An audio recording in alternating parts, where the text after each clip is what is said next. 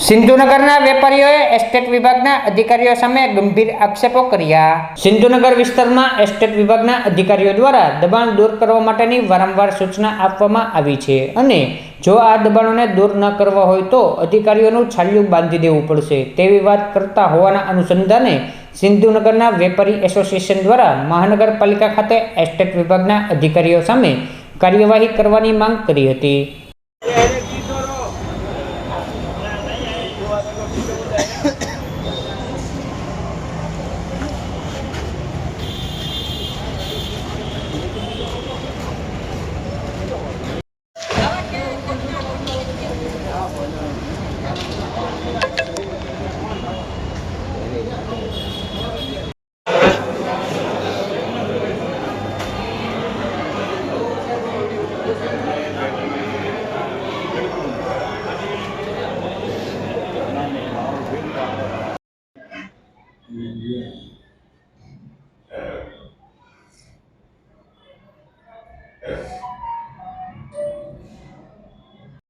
હું રાજુભાઈ બલુભાઈ ગાછેલા સિંધુનગર વેપારી એસોસિએશનનો પ્રમુખ છું।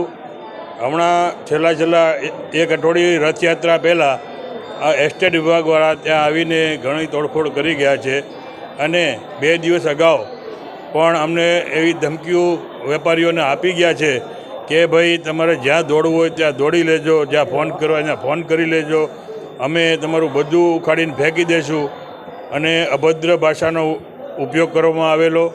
અને કોઈ મેલી મુરાદ હોય કે કોઈ એમ માનો કે અમુક વેપારીઓ એવું કહે છે કે ભાઈ અમને છાલિયાણું બાંધી આપો તો અમે તમારા એરિયામાં નહીં આવીએ, એવું સ્પષ્ટ શબ્દોમાં અમારા નાના વેપારીઓને કહેવામાં આવ્યું છે।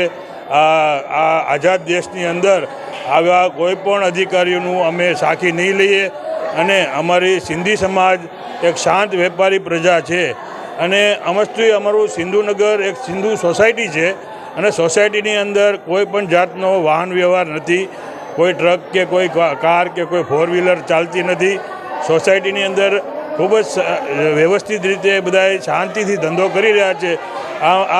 આ ભાવનગરમાં જ્યારે કોઈ વેપાર ધંધા રહ્યા નથી ત્યારે નાના વેપારી ધંધા કરી રહ્યા છે એને પણ આવી રીતના હેરાન પરેશાન કરવામાં આવે છે અને છાલિયાણા બાંધવાની વાતો કરવામાં આવે છે।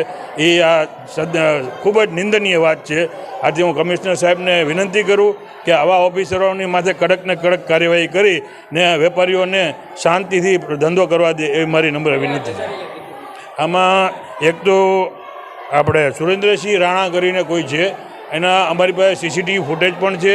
એ એકલા આવીને વેપારીઓને ધમકીઓ આપે છે અને જેમ આવે એમ બોલે છે અને એની સાથે ગઈકાલે કોઈ આવ્યું નહોતું, એ પોતે એકલા જ આવીને બધાને ધમકીઓ આપી ગયા છે।